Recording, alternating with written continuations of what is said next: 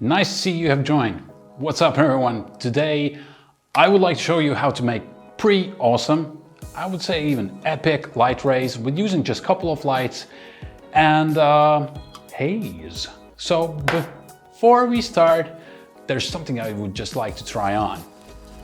Would you look at that? Fits just perfect. Let's get into it.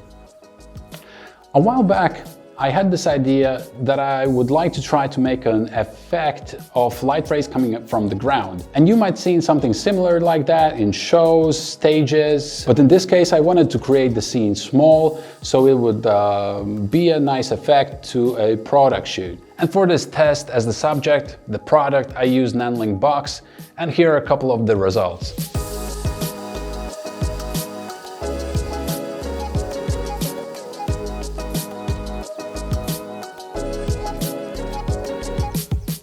Pretty cool, right? And it all can be done with just a couple of lights, a bit of haze. Well, I actually used smoke in a couple of those shots as well, but you get the idea. Now about the lights I used.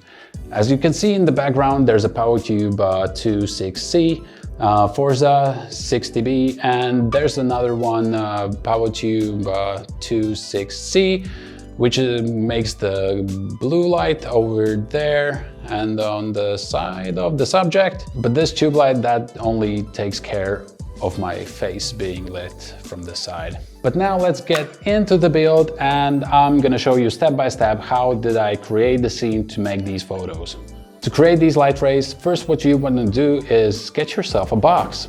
And then take a pencil and just smash the holes right into it. I punched the holes into the box so in a circular shape, so the light rays wouldn't light the product itself, but would be around the product.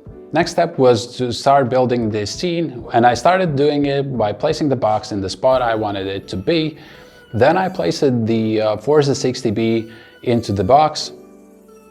The next step was to hang the product in the air so it would look like it's levitating, and for that I used the fishing line and a C-stand.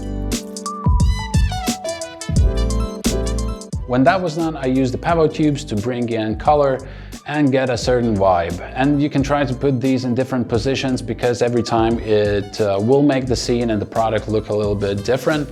And now we're to the last step, which actually makes the effect, and that is adding like a smoke or haze to the scene. And for that I use the atmosphere aerosol, which can sometimes be pretty hard to find. I'm starting to wonder how many times I've thrown this can during this video. If you're keeping count, let me know in the comments. At this point, the scene is done and it's time to take some photos. And this is how the light ray effect is made. And this method can also be used for video, but keep in mind that you will still need to remove the fishing line in post-production. And with video, that could be pretty tough. Well, I hope this inspires you to try this or other effects in your work.